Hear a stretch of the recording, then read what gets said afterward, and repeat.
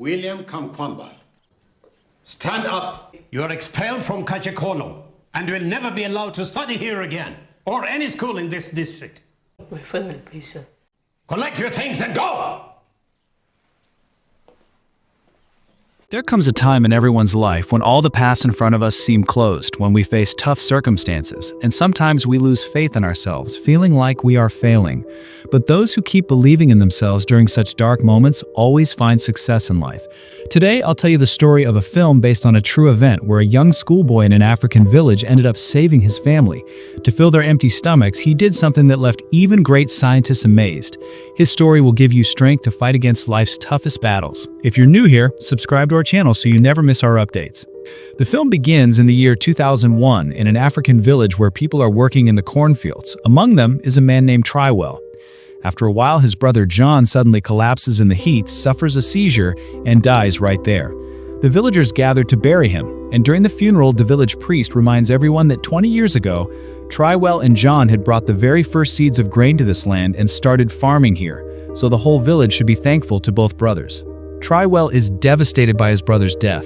Then, as per tradition, tribal performers dressed in strange costumes arrive and begin to dance, trying to make people laugh and ease the pain of grief. We then see Trywell's family, his wife, his daughter Annie, and his young son William.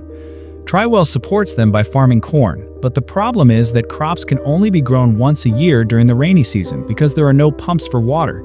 The village has no electricity even in 2001. William, however, is a very talented boy with a deep interest in fixing machinery.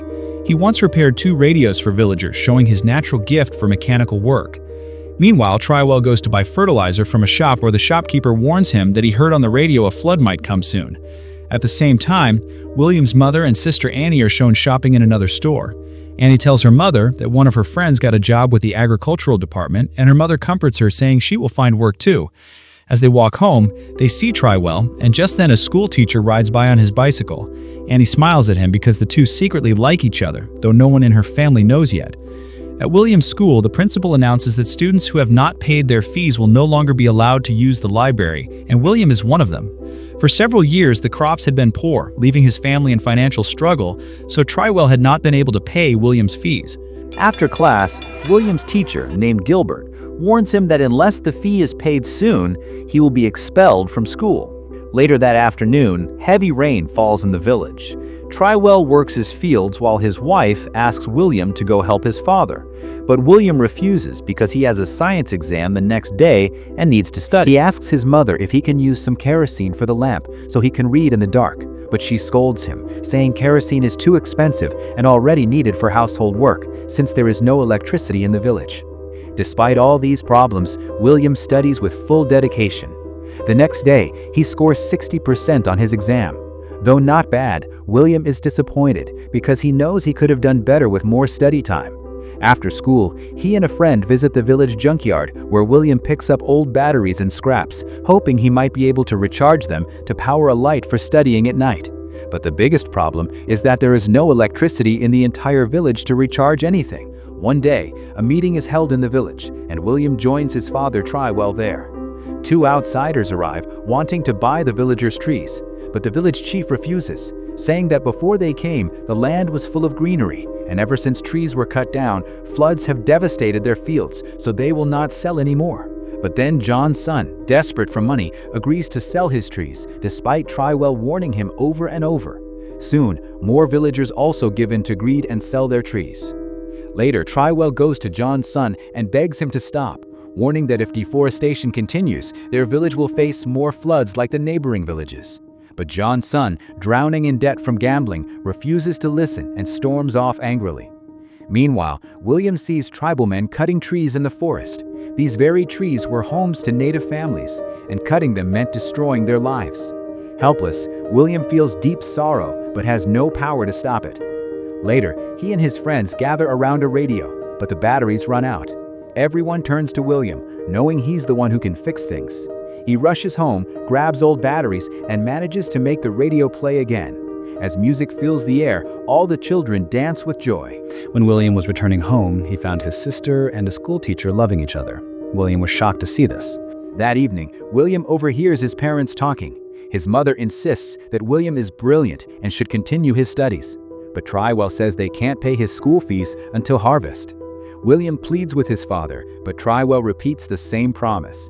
Soon after, William notices something that sparks his imagination. His teacher Gilbert has a bicycle with a front light that works without any battery. The light turns on simply by pedaling.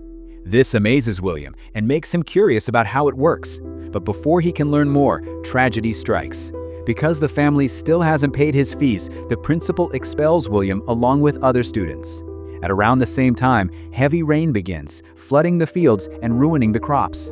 Trywell tries desperately to drain the water, but the harvest is destroyed. Facing hunger for the rest of the year, he goes with William to ask his friend Daniel for help. Daniel sadly tells him there's nothing to be done.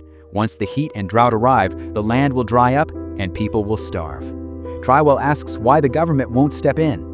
But Daniel bitterly explains that after the September 11th attack in America, foreign aid shipments will be cut, and no one knows if the government will help villages like theirs. Hopeless, Trywell returns home empty-handed. Soon the dry season begins, and all the crops shrivel under the burning sun. Not just Trywell's family, but every farmer in the village is left without food. With no choice, Trywell approaches the chief again, who suggests that when the president comes to campaign for votes, they will try to speak to him directly. In the meantime, William sneaks back into school and asks his teacher, Gilbert, how the bicycle light works. Gilbert explains that the device is called a dynamo. When the wheel spins, it creates friction, like rubbing your hands together, which produces energy that powers the light.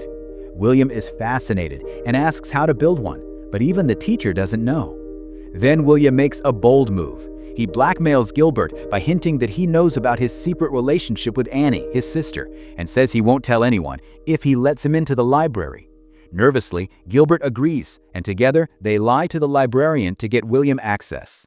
Inside, William finds a book about generating electricity, and from that day, he spends all his time studying how to build a dynamo and harness power. Soon, the chairman of the ruling party visits the village. The chief takes the opportunity to address him, speaking into the microphone about all the hardships the people are facing. But instead of listening, the chairman grows angry. His bodyguards drag the chief away and beat him badly. Suddenly, gunshots ring out and chaos spreads as everyone runs for safety. The chairman leaves immediately, and later, the villagers carry their injured chief back home. His condition is critical, and he doesn't have long to live. From that moment, Trywell and William realize that no one is coming to help them. Months pass and harvest time arrives, but due to the floods and drought, the crops are very poor. Trywell's family manages to grow just enough food to survive for only 2 months. The family then makes a heartbreaking decision. They will eat only once a day. William says he'll eat in the morning, but his mother insists she'll only eat at night because she can't sleep on an empty stomach. Hearing this, William also chooses to eat at night. But Annie breaks down, furious at the misery they are enduring, and storms out of the house. To keep the family afloat, Trywell decides to sell the metal sheets from the roof in the market.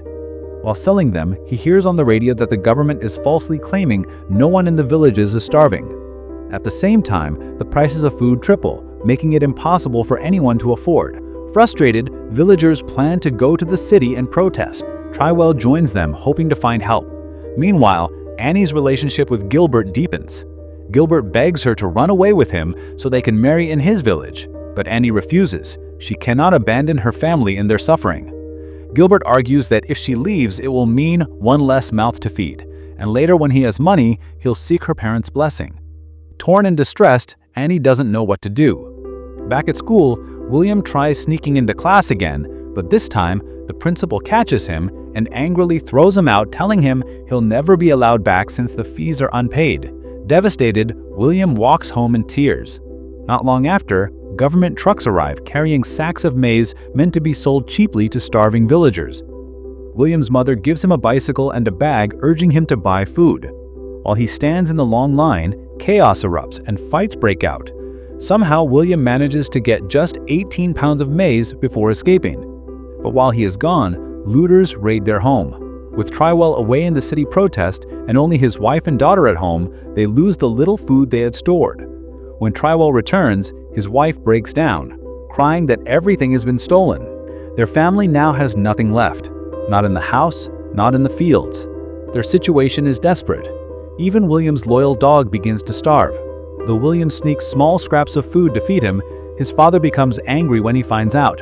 Eventually, the dog dies of hunger, leaving William heartbroken as he buries his only companion. One day, William goes to his sister Annie and tells her that he knows about her love for Gilbert, and then he pleads for her help. He explains that he can save their family and maybe even the entire village, but for that, he needs the dynamo from Gilbert's bicycle. With it, he believes he can generate electricity and run a water pump to solve their drought problem. William begs her to ask Gilbert for it. Later, when Annie finally decides to leave with Gilbert, she writes a letter to her mother saying she's leaving home. Her mother breaks down in tears as she reads it, but when William enters Annie's room, he finds that she has left the dynamo for him. Overjoyed, William rushes to his friend's house and connects the dynamo to a small fan. As soon as the wind blows through the window, the fan begins to spin and the radio powers on. William realizes that if he can build a bigger windmill, he could generate enough power to pump water from the well into the fields. Excited, he runs to his father to show him. Trywell is stunned when he sees the radio working without any battery, but when William asks for his bicycle to build the windmill, Trywell explodes in anger. He beats William, calling his invention a toy, and refuses to sacrifice his only bicycle. From then on, he forces William to work with him in the fields instead. Heartbroken but determined, William continues to dream about his windmill. His friends encourage him to keep trying, and they even approach Trywell, begging him to support William, but Trywell yells at them and drives them away, refusing to believe in his son's idea. Soon after, William suffers another crushing loss. His beloved dog dies of starvation. He buries it with tears streaming down his face, his spirit nearly broken. Meanwhile, his mother grows weaker every day. She has already lost her daughter to desperation, and she doesn't want to lose her son too. Finally, she urges Trywell to give William a chance, telling him that sitting and waiting for rain will change nothing, but believing in William might change their destiny. At last, Trywell softens. He goes to William and tells him, "Do whatever you want with my bicycle. I will help you." Overjoyed, William hugs his father. Soon the villagers gather, and together they help William and Trywell build a massive windmill. William connects it to a pump, lowering pipes into the well. Everyone waits anxiously as the wind picks up, spinning the blades of the windmill. At first, nothing happens, but then the pump sputters, and water bursts out, flowing across the fields. The villagers cheer with overwhelming joy, hugging each other in disbelief. For the first time in years, they can farm without depending on rain. Trywell embraces William, proud of his son who saved them all. In the final scene, William stands proudly beside the windmill, looking over the green fields of maize stretching across the land, a symbol of hope and survival. And that's how The Boy Who Harnessed the Wind ends.